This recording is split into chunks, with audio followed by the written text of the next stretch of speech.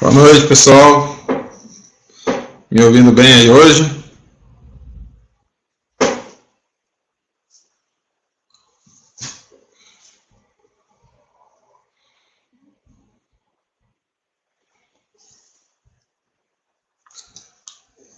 Estou silencioso aqui.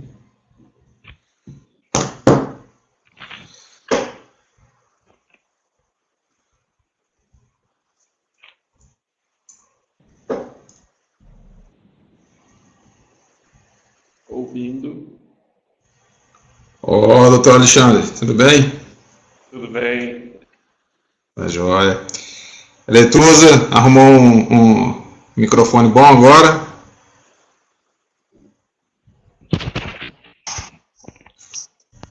Oi, tá ouvindo? Ó, agora sim, comprou um microfone novo. Eu já tinha, só não sabia usar. Figura. Tô aprendendo, tô aprendendo. Ah, dona Eleituza. Então tá bom, nós estamos com o pessoal chegando aqui. Hoje foi bem corrido, pessoal, desculpe, mas estamos a postos aqui.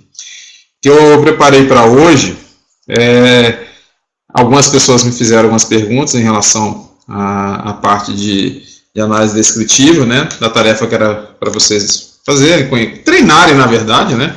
A gente não está aqui numa sala de aula com exercício, prova para entregar, mas é para poder acompanhar o raciocínio que nós temos aqui nas nossas aulas. A análise descritiva, só resumindo qual era a intenção daquela atividade que vocês deveriam ter feito até domingo, é para conhecer a base de dados. E nesse caso especificamente, que a gente está com uma base bem inicial, uma base bem simples, é identificar outliers. Essa base de dados não tinha dados faltantes, os dados estavam todos completos, e então era basicamente uma atividade para descobrir de todas aquelas colunas quais eram a que possuíam uma dispersão muito grande dos dados, dos atributos, que acabavam, como consequência, trazendo alguns pontos fora da curva, alguns outliers. A ideia era essa. A gente tenta minimizar esse comportamento separando as bases de dados. Olha, eu passei para vocês, pessoal, aqui no WhatsApp, eu mudei a forma de conectar com a sala, para que, se vocês quiserem abrir duas conexões, não tem problema. Para vocês, por exemplo, num dispositivo, igual a Aretusa está fazendo, ela quer deixar aberto tanto no computador como no iPad, para não ter que ficar mudando de tela na hora que a gente for para a aula de exercício, tá? E hoje realmente eu quero que a gente faça um pouco mais de exercício em sala de aula. Então, o link que eu passei lá no grupo do WhatsApp, ele serve para vocês abrirem novas conexões, novas telas, e aí vocês podem acompanhar mais facilmente, tá joia? O link está lá no grupo do WhatsApp, pode usar aquele lá. E se tiverem com alguma dificuldade de abrir duas telas por agora, na hora que a gente começar a atividade prática mesmo, eu atendo a cada um de vocês. Então, o princípio era compreender. Quem quiser utilizar o RStudio na sua própria máquina, sem problema nenhum, tá bom? A gente tem hoje, vai começar uma nova base de dados, uma mais complexa, uma mais próxima da realidade. Aí é só entrar no RStudio aqui da minha máquina e copiar os fontes, os fontes e a base de dados. Não tem problema nenhum usar aí de vocês. Aliás, se vocês quiserem, enquanto eu vou falando, já acessar o RStudio daqui, para já ir fazendo a conexão, criando a sala de vocês, pode já fazendo, tá ok? Só um minutinho, então, aqui o Rubinho está doente, não vai poder vir hoje, depois eu converso com ele então. Então tá, a parte de análise descritiva, o objetivo aqui era só que vocês conseguissem perceber a existência de outliers, tá bom? E a identificação de correlações entre os atributos. Eu vou mostrar aqui o mapa de correlações que a gente trabalhou nessa última análise, para explicar melhor, porque algumas pessoas não compreenderam. E aí, deixa eu colocar aqui.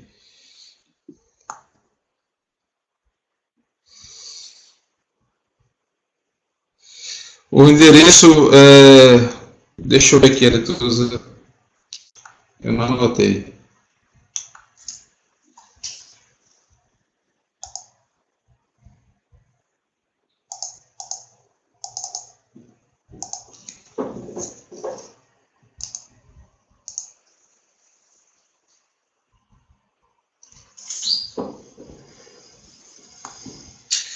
http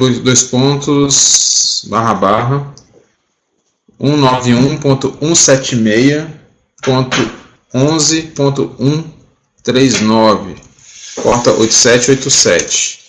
O H2O está na mesma máquina, 191.176.11.139, 2.54321.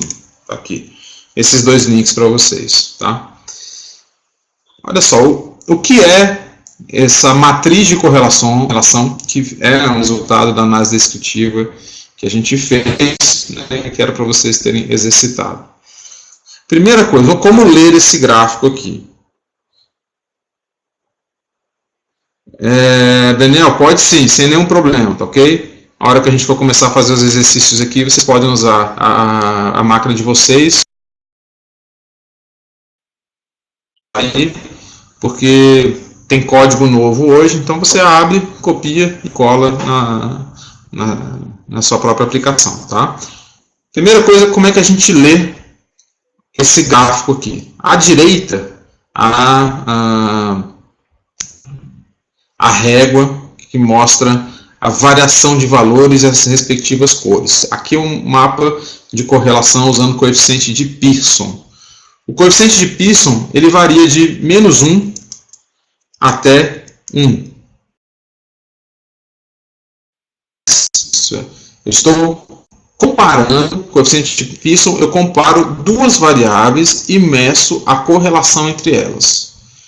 Quando eu digo que há uma correlação entre a duração de um empréstimo e o montante que é pedido, quer dizer que quanto mais eu peço no empréstimo, maior é o prazo do empréstimo. Quanto menor o prazo, menor é o valor que eu estou pegando emprestado. É o que aparece aqui no gráfico, que é só para representar as cores com os números.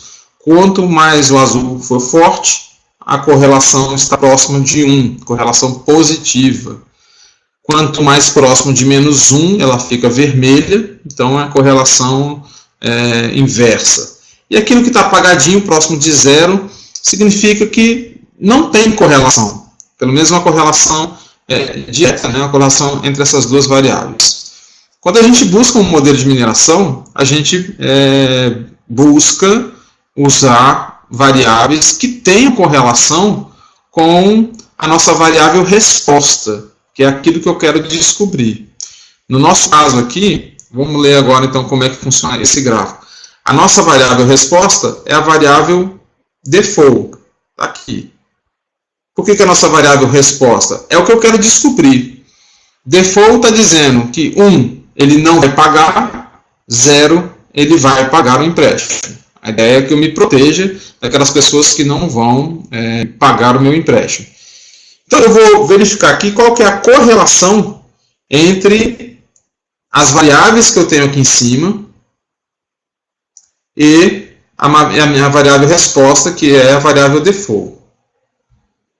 Como é que eu leio esse gráfico? Eu pego aqui embaixo, default, primeiro quadradinho está 0,21. Quer dizer que ele tem 0,21 de correlação de Pearson em relação à duração. Eu tenho 0,15 em relação a montante. Aqui está 0,07 em relação a comprometimento de renda e assim por diante. Aqui nem dá para enxergar, está muito próximo de 0.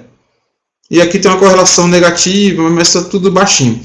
Eu avalio então a última linha desse gráfico. Esse aqui inicialmente mais importante para mim agora. Eu quero olhar os números que aparecem aqui na linha da minha variável resposta. Não é uma porcentagem, tá? A porcentagem indica uma distribuição. Esse número, apesar de variar entre 0 e 1, 0 e menos 1, né, ele identifica o coeficiente de Pearson. Tá? Vou escrever aqui para vocês. Coeficiente de Pearson. Ele mede correlação linear entre duas variáveis numéricas. Correlação linear entre duas variáveis numéricas. Então é isso aqui que eu vou olhar. Para que servem os outros números então? Se eu só der atenção para essa primeira,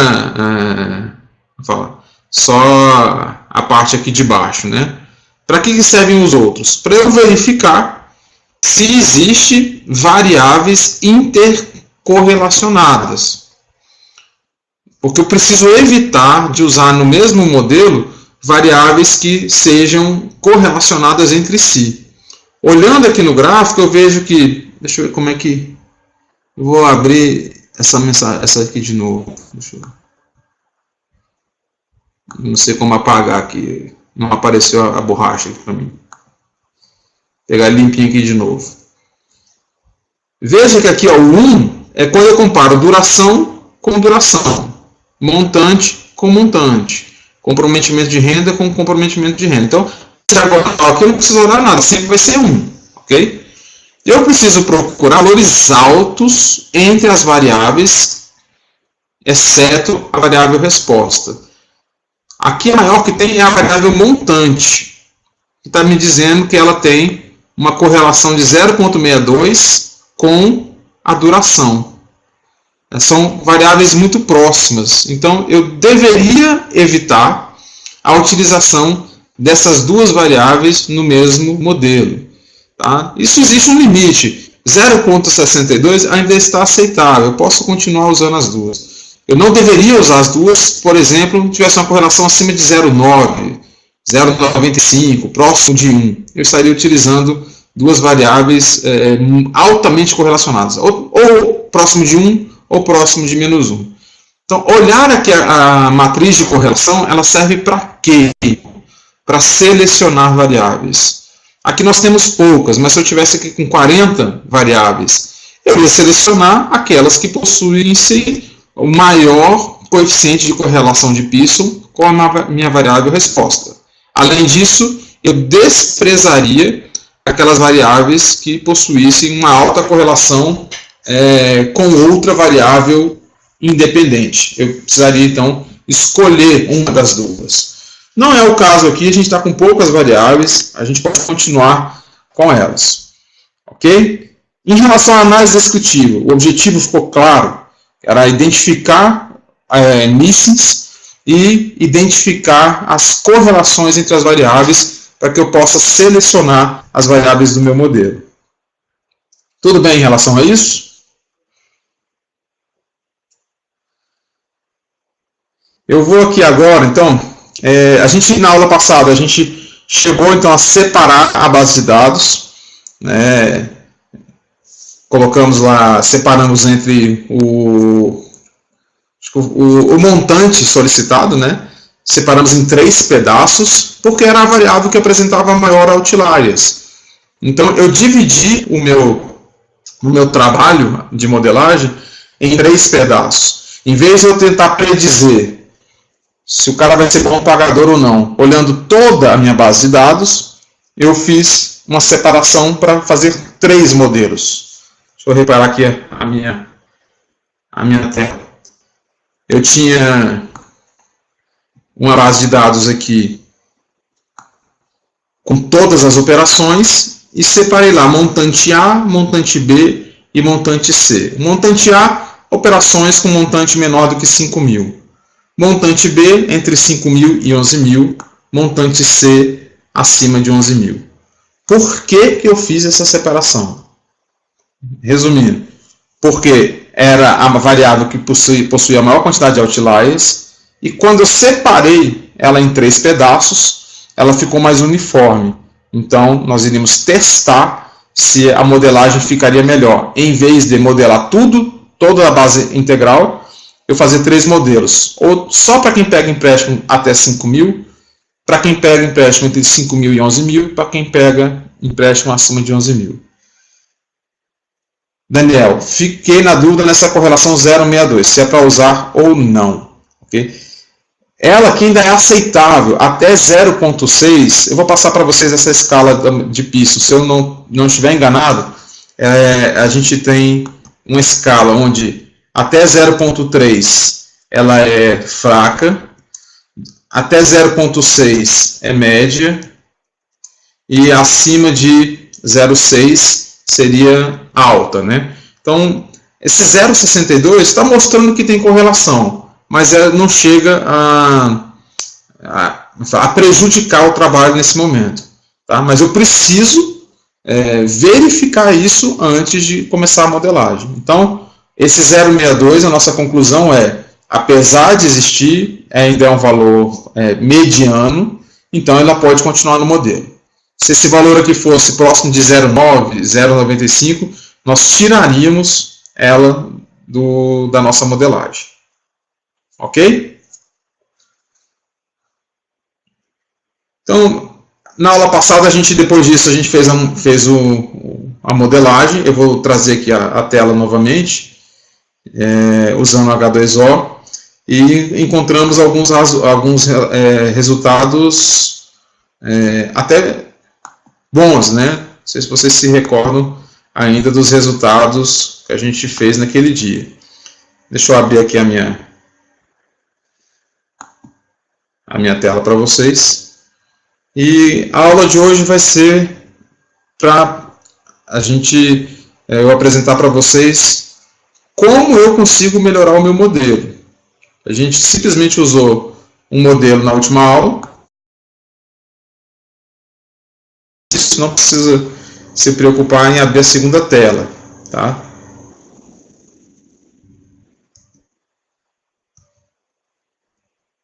Olha só. Quando a gente fez a aula passada, eu vou só trazer aqui para a gente olhar os resultados.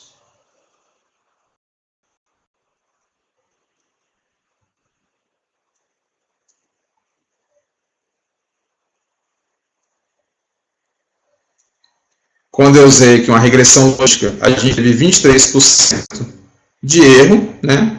E quando fizemos aqui uma árvore de decisão, o erro, opa, ele não fez, vamos fazer de novo aqui.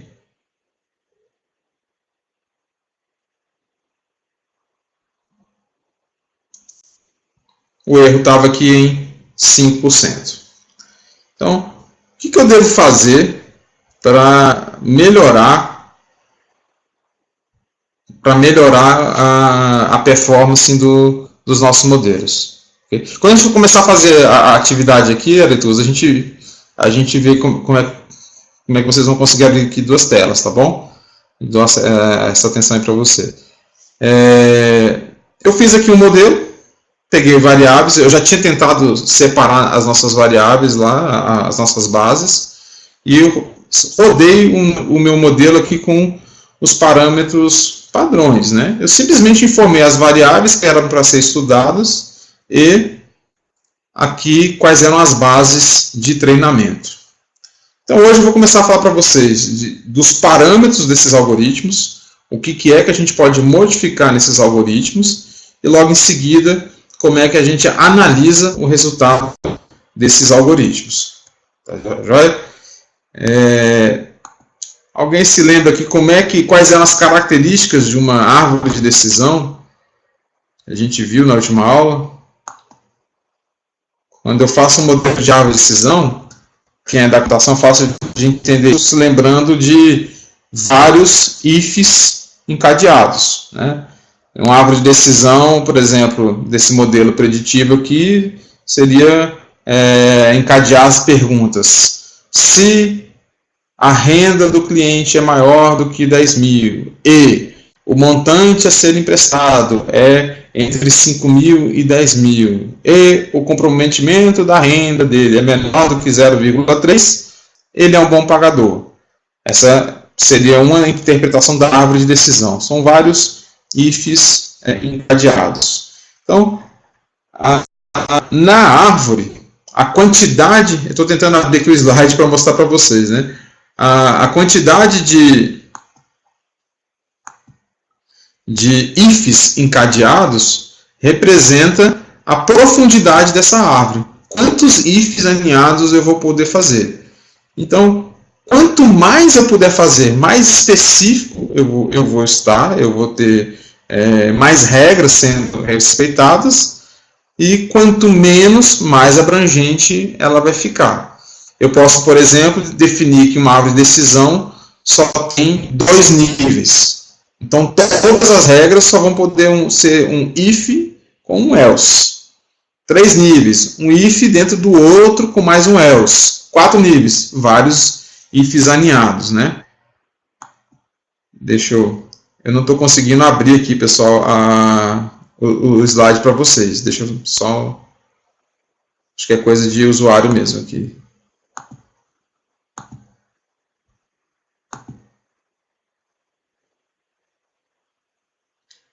Fica ruim falar sem mostrar o modelo aqui. Agora vai.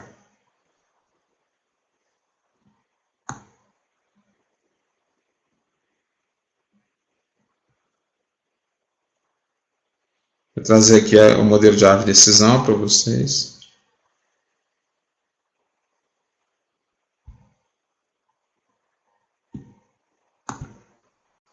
Ok, esse é o exemplo da árvore de decisão. Aqui eu tenho uma árvore de decisão com 2 níveis. Tá? Eu faço uma primeira pergunta, como é que está a aparência do céu, né? Se está ensolarado, nublado ou chuvoso. Dependendo da resposta, eu posso ter mais uma pergunta. Ou já parar por ali para dar a resposta. Então, a profundidade da árvore é a quantidade de níveis que ela pode possuir. Então, é a quantidade de perguntas encadeadas. Tá? Quanto maior essa profundidade, mais perguntas eu vou poder fazer. Mais regras eu vou poder inferir, maior a minha taxa de acerto. Quanto menos profundidade, né, quanto menor a profundidade, menos perguntas eu posso fazer. A minha regra vai ser uma regra mais genérica. Tá? Olhando aqui para o modelo que a gente fez, cada pergunta representa um campo. Né? Sim, aqui eu só posso fazer uma pergunta de um único campo. Tá? E vou andando para a esquerda, para a direita, ou posso ter mais de uma resposta naquele nó.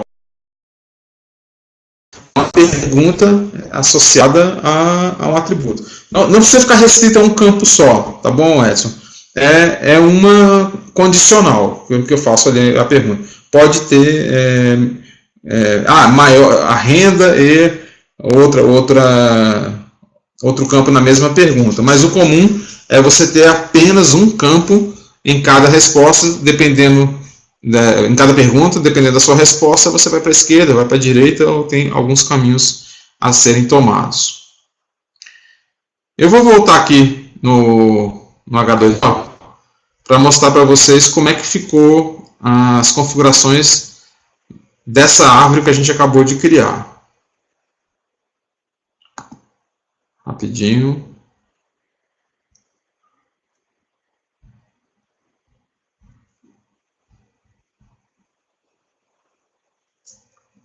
Hoje a conexão não está travando não, pessoal. A questão do som, do vídeo. Conseguem... Na quinta-feira a gente teve alguma dificuldade, né?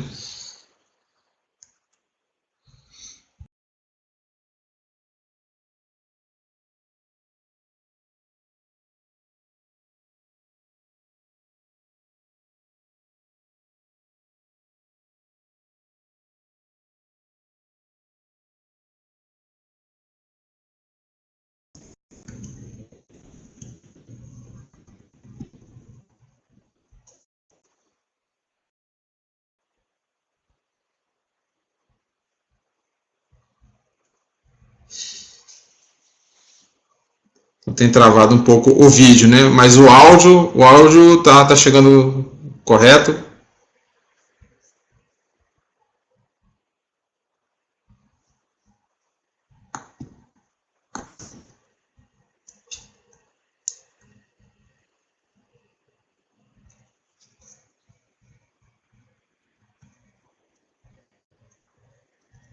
Vou mostrar aqui as características dessa árvore que a gente fez aqui, tá?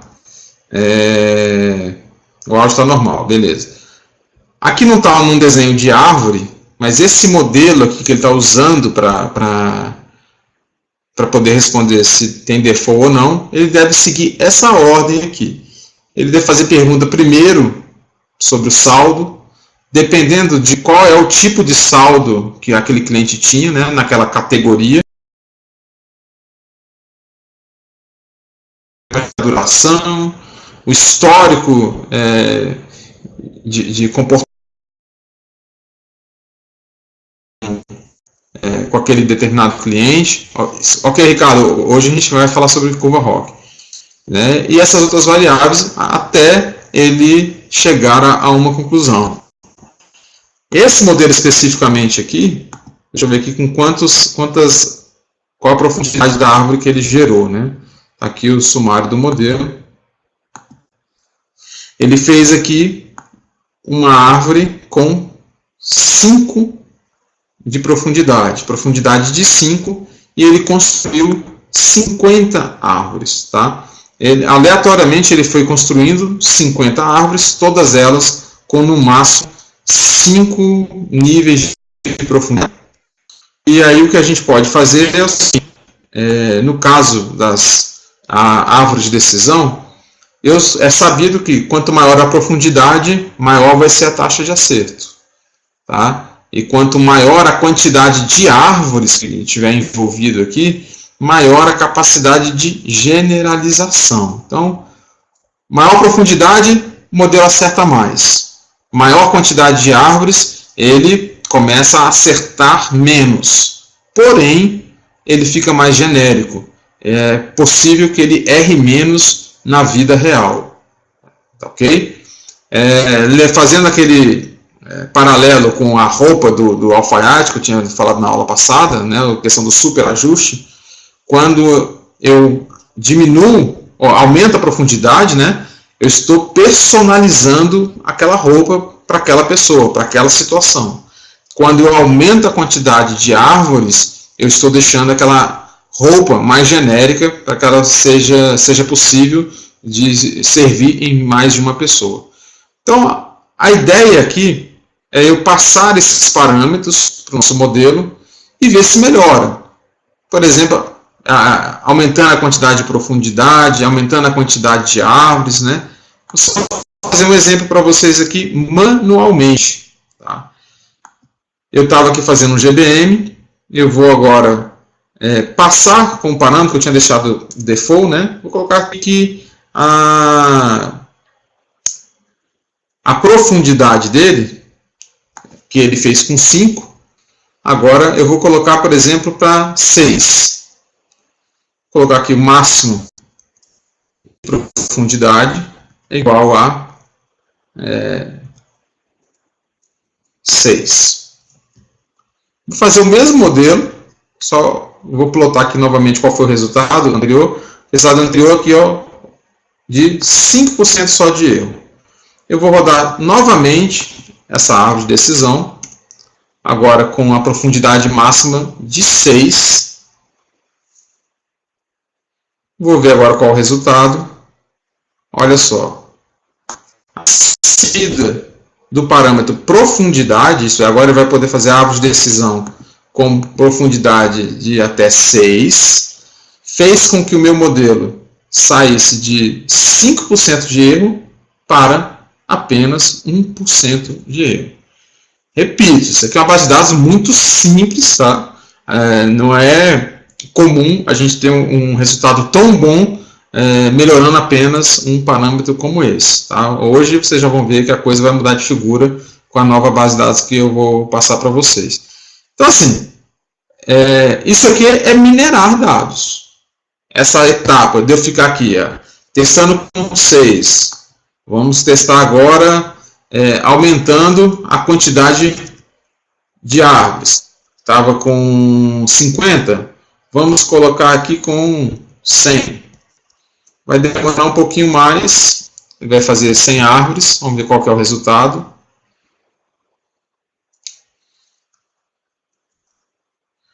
Eita! Olha o que aconteceu.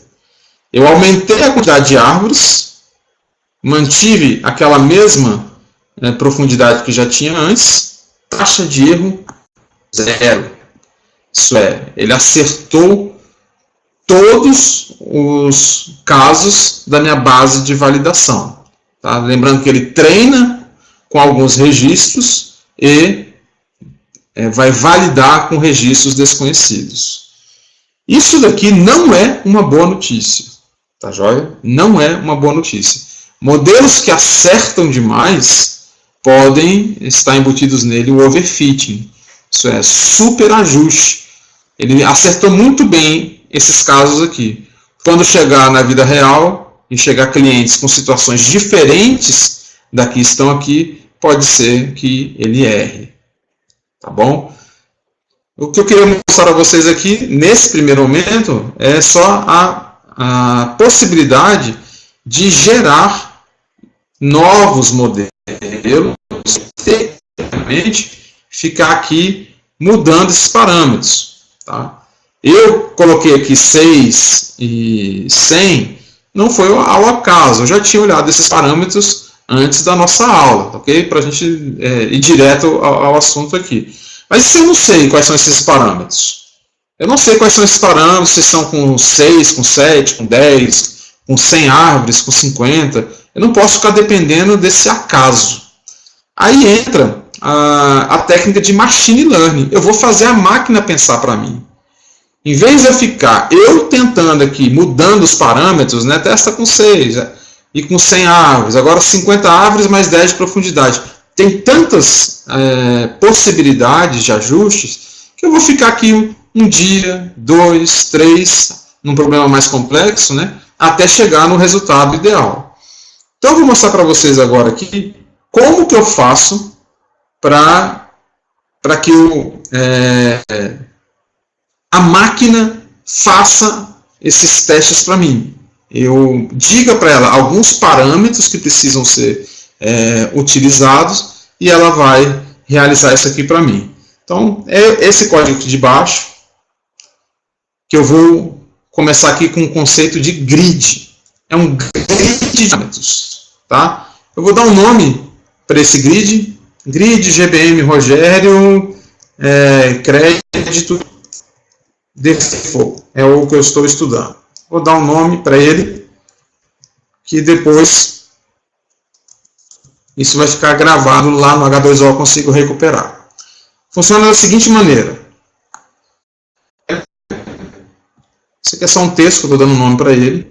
Ctrl Enter. E vou criar aqui uma lista de parâmetros. Aqui está bem simples. Eu estou dizendo para ele, ó, a minha lista de parâmetros. Primeiro, eu quero que você teste o parâmetro MaxDef, profundidade máxima. Quais valores? Teste com 5, teste com 10. Ok? Eu vou deixar um pouquinho mais aqui. Vou pôr 5, 7 e 10. Ou 5, 6 e 7. 5, 6 e 7. Quantidade de árvores, eu quero que você faça com 50, com 60, com 70. Vou deixar assim. Então eu passei para ele dois parâmetros, profundidade máxima, quantidade de árvores. E peço para ele testar com profundidade de 5, 6 e 7, quantidade de árvores 50, 60, 70. Quantos parâmetros eu passei para ele? Qual é a quantidade de possibilidades que ele vai poder treinar? Alguém já consegue calcular aí?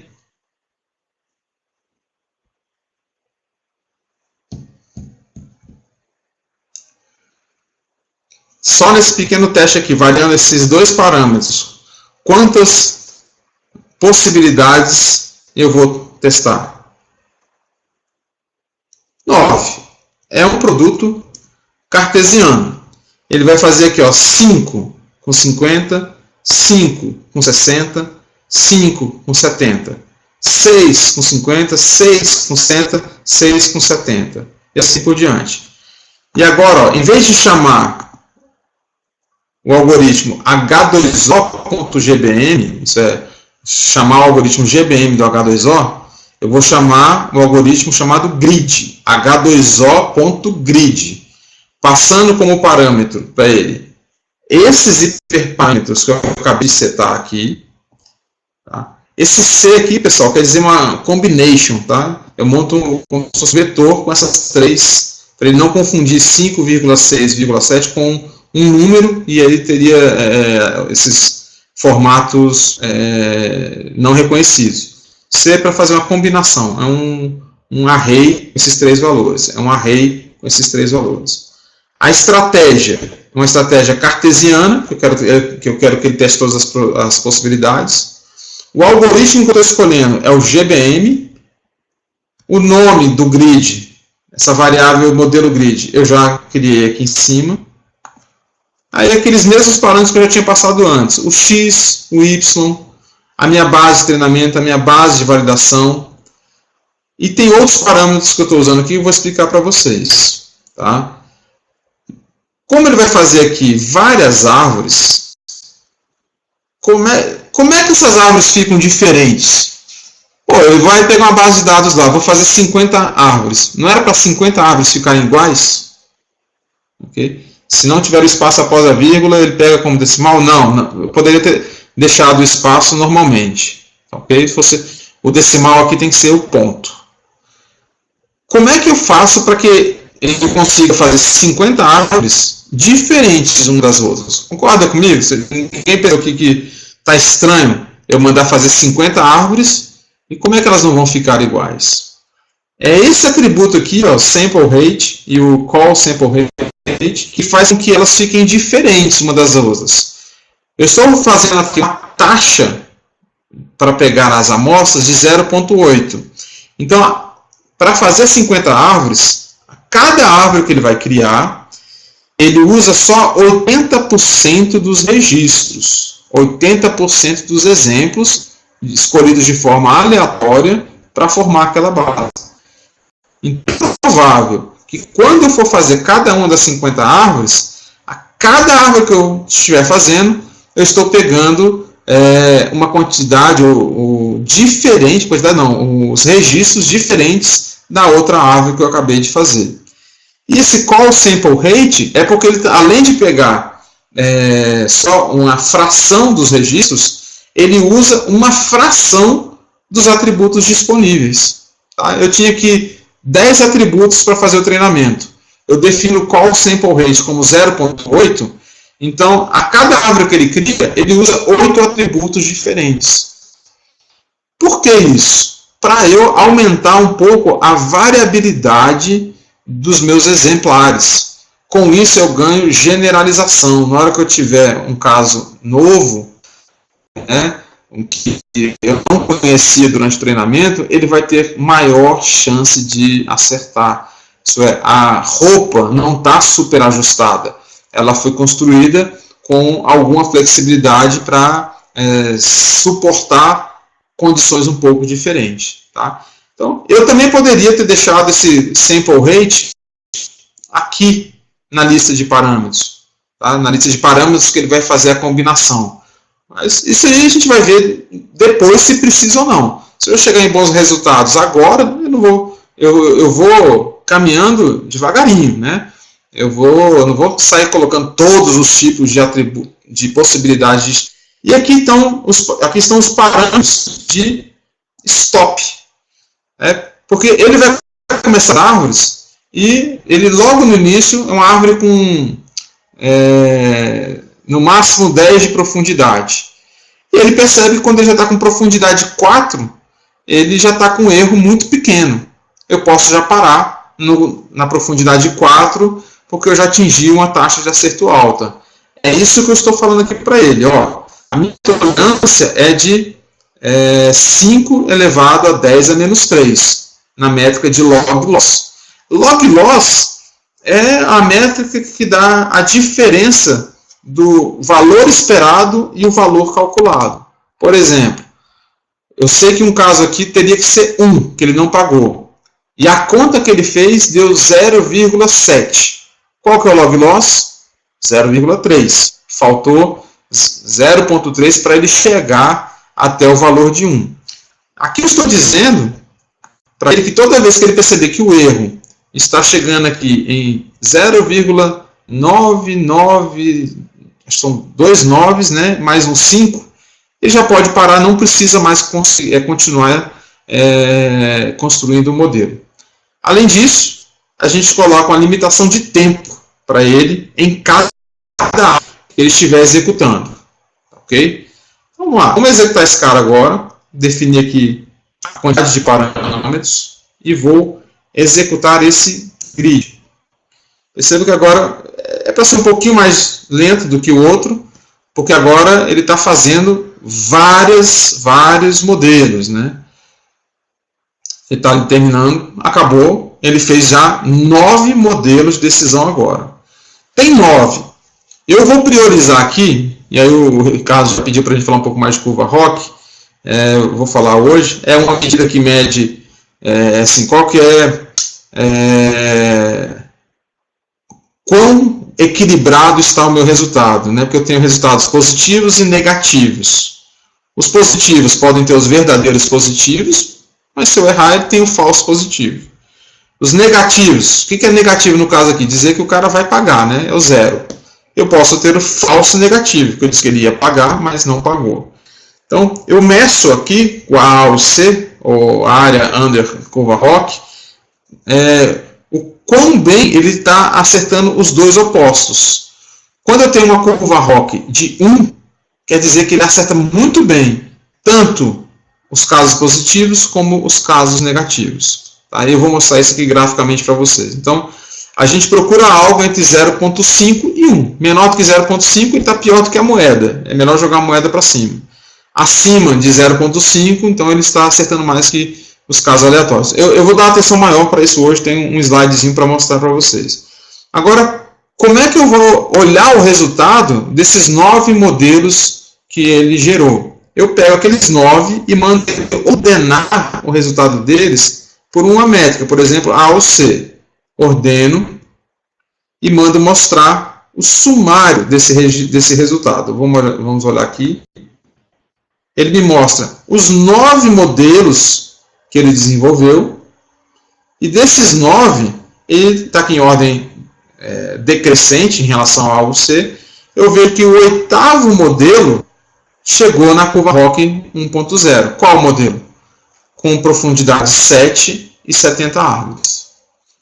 Veja que se eu ficasse aqui combinando se é 5, 6, 7, com qual a quantidade de árvores, eu poderia demorar muito mais para descobrir qual que era o parâmetro ideal.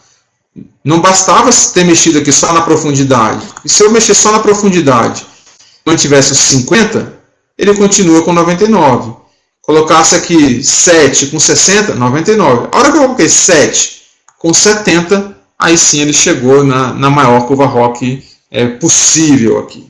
Tá joia?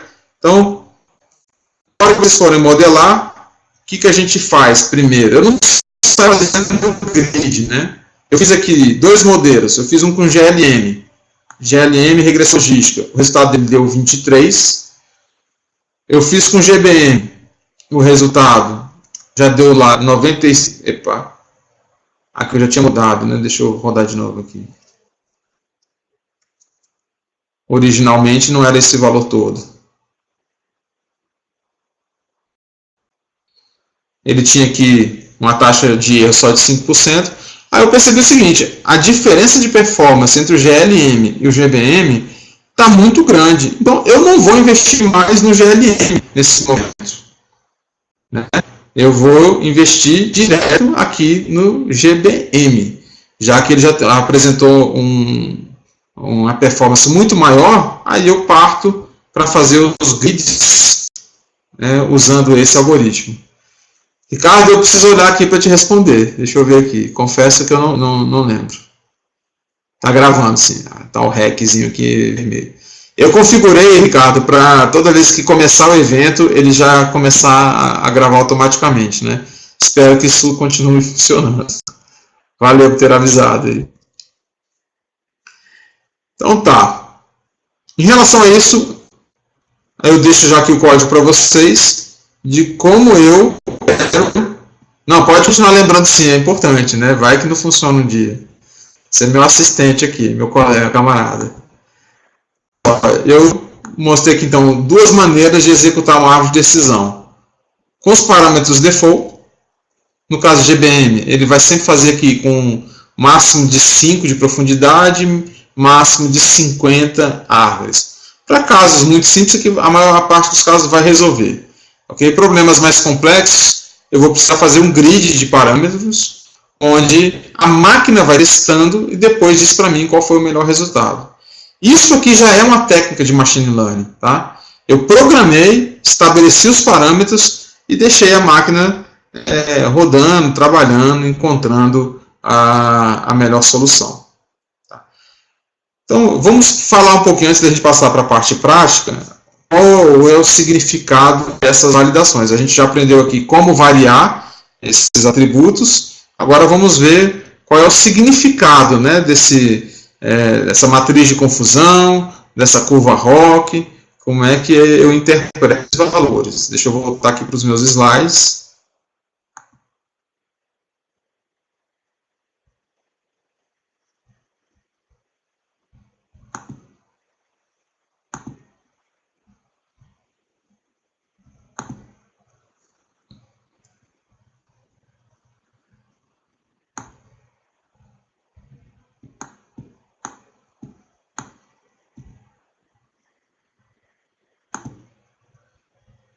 Aqui está a curva ROC. Tá? Geralmente a gente pega uma curva ROC, deixa eu pôr uma corzinha aqui, seria essa linha amarela, ela vai fazer alguma coisinha assim. Tá? Então, a área sobre a curva ROC, que é a AUC, que aparece lá nas nossas medidas de resultado do modelo, é toda essa área abaixo da linha amarela. Okay? Isso aqui é um quadrado de a medida dele de lado é 1. Né? Então a área desse quadrado sempre vai ser 1. Aqui no eixo X tem a taxa de falsos positivos. É o tanto que eu estou errando em falsos positivos. Né? Vem jogando para cá. E aqui a de verdadeiros positivos. Tá? Então, quando eu tenho um modelo que a quantidade de verdadeiros positivos é 100%, eu vou ter também falsos positivos 0. Eles são complementares. Né? Então, acaba que a área dele fica o quadrado como um todo. Visualmente, nós vamos buscar uma curva ROC mais próxima de cobrir o quadrado completamente. Tá? Só que não é bom a gente chegar nesses valores até 1. A SAS, tem um material da SAS que a gente usa lá no banco, que eles informam para a gente o seguinte: essa curva ROC aqui, até 75%, a gente descarta o modelo. Ele não serve. Entre 75% e 85%, ele é aceitável. Isso é, já posso começar a usar um modelo que tem uma curva ROC entre 75% e 85%. Ou entre 85% e 90% seria o ideal segundo a SAS. Acima de 90%, maior do que 90%, isso seria um significado de overfitting. Tá? Isso não é uma verdade absoluta. Tá? Isso até pode ser bem utilizado quando eu tiver aqui uma base de dados balanceada, a quantidade de casos positivos e negativos serem proporcionais. Quando eu tenho um caso de classe rara, onde os positivos são muito pequenos, então é muito possível que a gente tenha uma quantidade muito alta de curva Hawking e não necessariamente tenha um overfit, né? Se eu possuo exemplos de casos entre 75% e 85%, tenho sim. Assim, eu não tenho como mostrar aqui agora, tá? Mas, por exemplo, você vai ter que acreditar em mim agora, mas amanhã, na quinta-feira, eu trago os exemplos.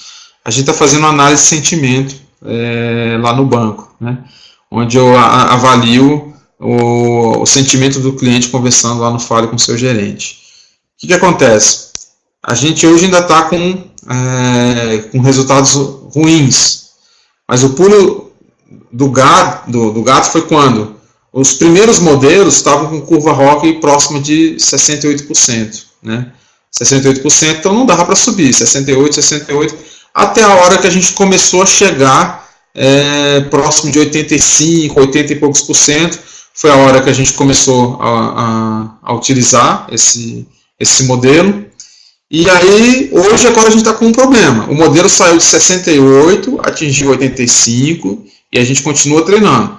Continuou treinando, agora hoje ele está com 98%. E agora eu estou com um problema.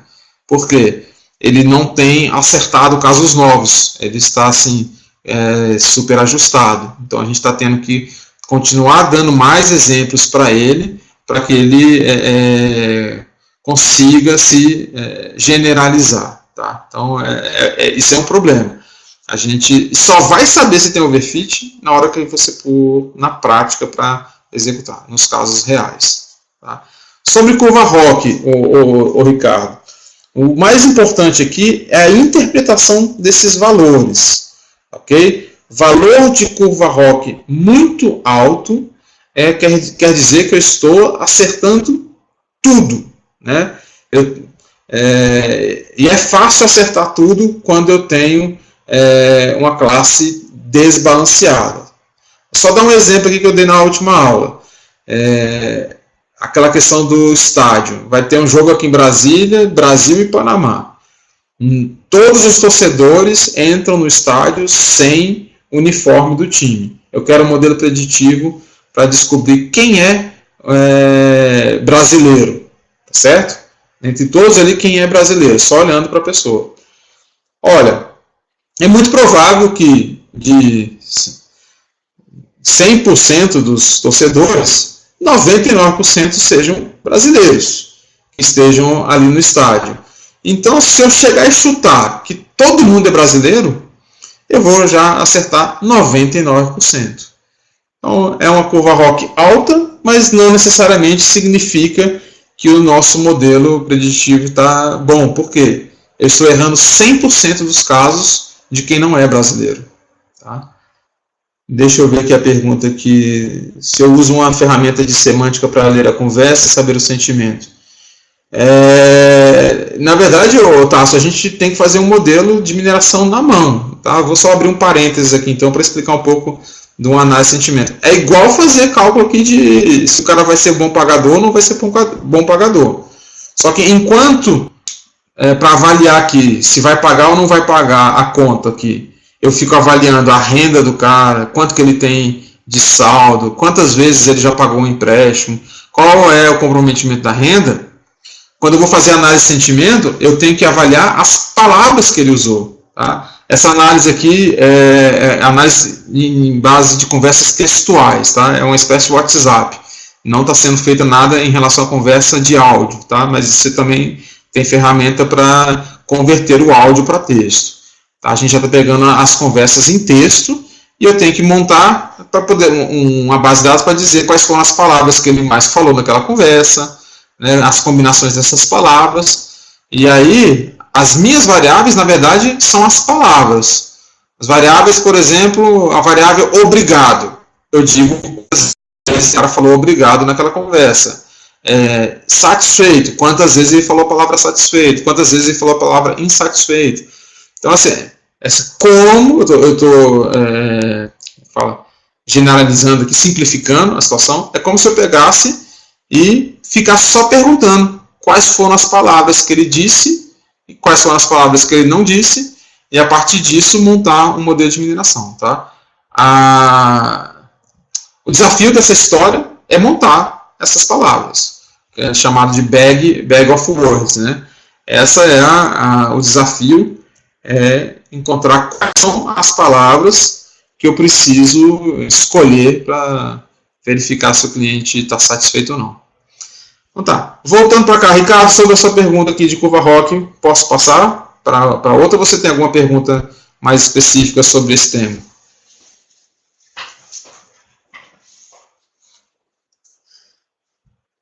Então tá bom.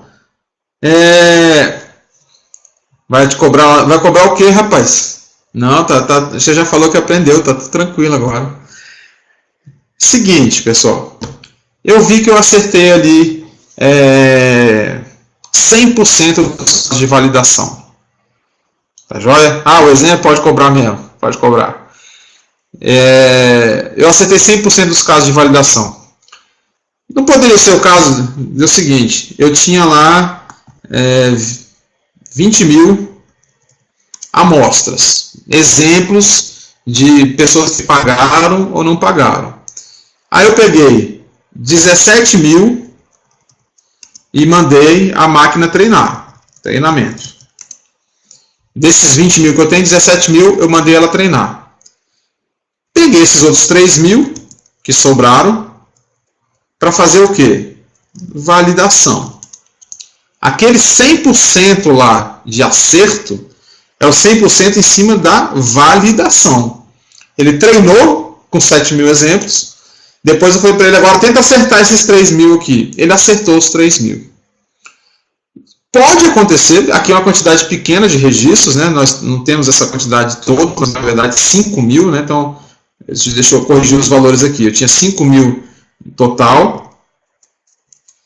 E aí a gente tirou 70% para treinar, 3.500, né? Treinamento. E 1.500 para validar. Foi assim a nossa base de dados. Pode ser também, esse resultado de 100%, que esses 1.500 ali que eu separei aleatoriamente para ele treinar, são exemplos muito fáceis de responder. Né? Por exemplo, responder, o cara sempre pagou todos os empréstimos, ganha muito bem, pegou pouco emprestado, aí ele vai pagar, ele acerta. Aí o outro, eu pego só casos extremos, o cara que é muito bom pagador, está na cara que ele é bom pagador, e pego os casos que ele é muito mal pagador. Estou tentando emprestar um dinheiro muito alto para ele, ele já tem um histórico imenso de não pagamentos, e a renda dele ainda é muito baixa. É claro que ele não vai pagar. Tá? Então, eu posso estar aqui com a avaliação viciada, que são esses 1.500 aqui. Tá? Uma das formas da gente tentar verificar se estava viciado ou não é a técnica de cross-validation. O que é a técnica de cross-validation? Deixa eu mostrar para vocês uma outra tela antes desse slide aqui.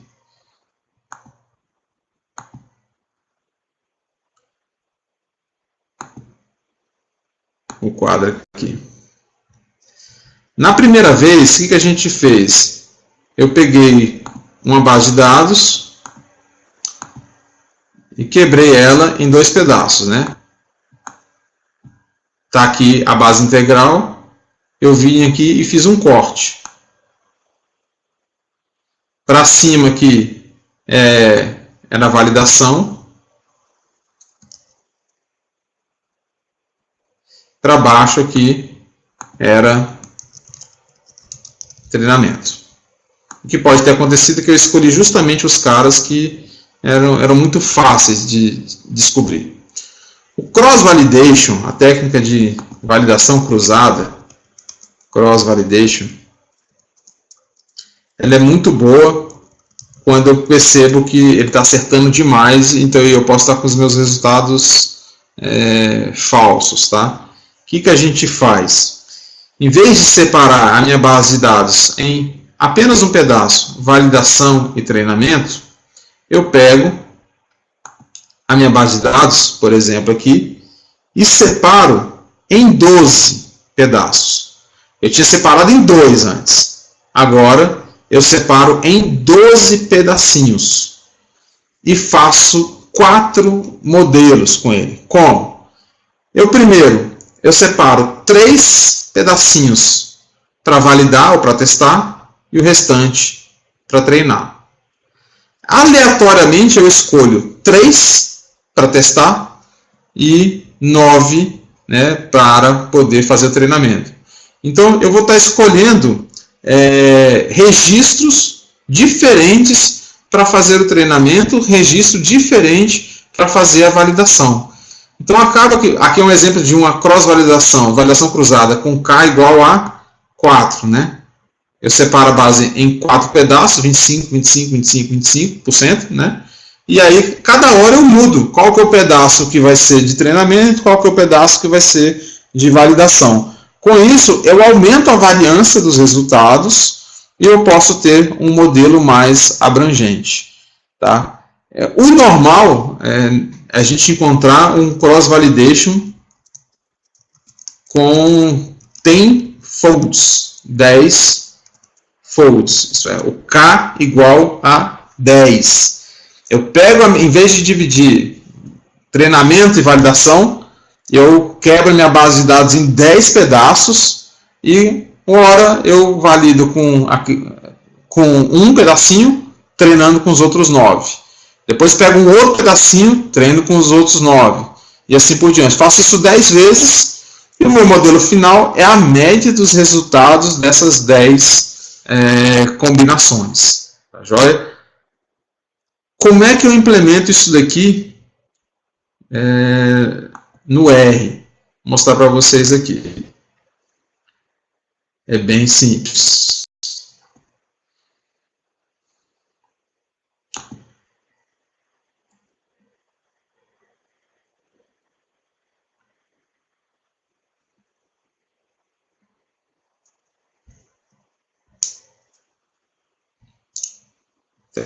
Achei, vou abrir aqui para vocês novamente.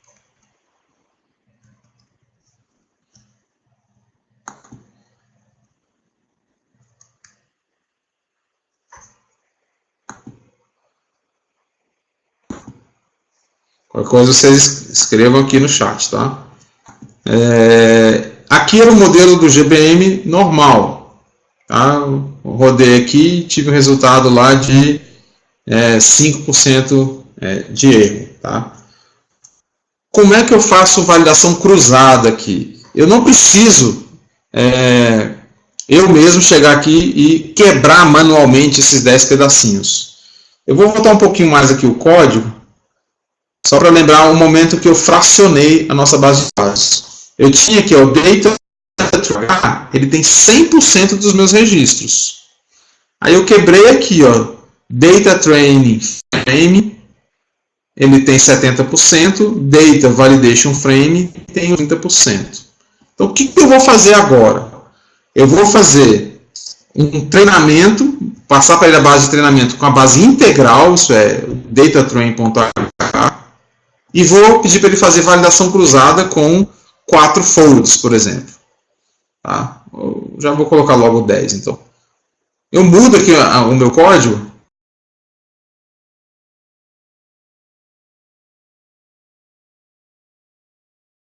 Validação cruzada. Eu não informo base de dados de validação. Na base de treinamento, eu informo a base integral e simplesmente coloco o parâmetro nfolds igual a, por exemplo, 4. Vamos fazer com 4 primeiro. Ok? Esse modelo é o Gério Cross Validation com 4 folds. Vou mandar ele rodar. Ele está fazendo 4 modelos agora, mudando não os parâmetros do modelo, mas mudando as bases de treinamento e validação. Tá? Agora, como eu fiz cross-validation, eu tenho que ler não o validation metrics, e sim cross-validation metrics. vou ler esse cara aqui, a taxa de acerto, ó, caiu de 5 para 7. Isso é bom ou isso é ruim? Ele está me mostrando que a minha taxa de erro lá de 5% não era tão real assim, estava otimista demais. O erro é um pouquinho maior. Se eu colocar um cross-validation aqui de 10, opa, esqueci de mudar o parâmetro aqui, mudei só o nome, né? 10, mandei fazer de novo. É possível que esses valores caiam mais um pouco. Cross-validation com 10.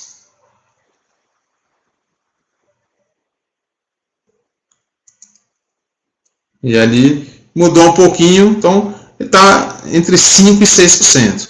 Então é importante quando a gente tiver uma quantidade de dados pequena, tá? Onde eu não tenho certeza se a minha base de validação realmente vai estar tão nova, assim, tão diferente, casos novos, é importante eu usar validação cruzada em vez de separar a base e validação. Eu treino com todo mundo, tudo bem? É uma técnica que a gente usa quando tem poucos dados para fazer a validação. Tá certo? O que é pouco aqui? Não é um número absoluto. O pouco aqui é quando você não tem todos os exemplares possíveis, né, para aquela sua situação que você está minerando. Tá joia? Então tá, essa era a explicação sobre esse primeiro modelo que a gente trabalhou de inadimplentes, né, de descoberta de inadimplentes.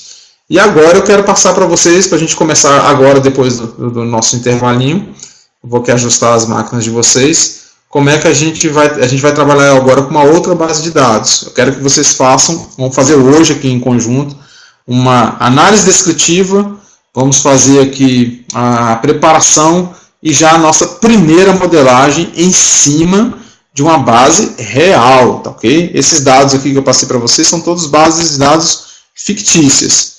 Agora eu vou disponibilizar para vocês uma base de operações de cartão de crédito real, disponibilizado por um banco da China, não é o Banco do Brasil, podem ficar tranquilos, tá ok? Deixa eu só mostrar aqui onde é que ele está, e para a gente depois do intervalo começar a fazer esses exercícios. Esse programa que eu acabei de disponibilizar, pessoal, está salvo no RStudio, é só acessar lá, tá? Acessa lá meu endereço, vem aqui em abrir, coloquem aqui /curso, crédito, está aqui a nossa preparação de dados.r, foi o que a gente fez hoje. Bom, só abrir lá e copiar esse arquivo. O que nós vamos fazer hoje, de novo, vocês já podem abrir aí, é a base de cartão de crédito, tá? E aí uma predição de pagamentos de faturas de cartão de crédito. Isso aqui é um valor, aqui como é que fala? São bases de dados que a gente vai fazer a predição. Tudo bem?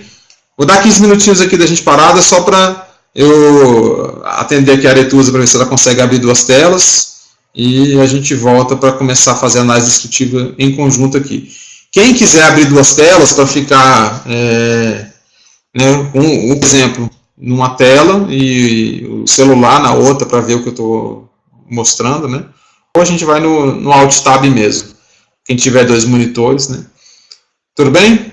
Eu vou dar uma parada aqui e eu vou postar lá no grupo nosso do WhatsApp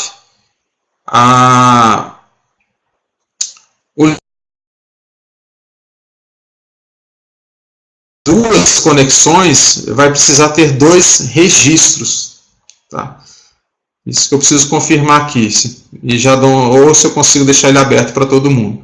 Já vou verificar aqui e converso com vocês aqui pelo chat ou pelo WhatsApp, tudo bem? Beleza. Na hora de pegar o script, a gente começa do zero aqui. Paradinho de 15 minutos, pessoal. 9h15, a gente está de volta. Beleza?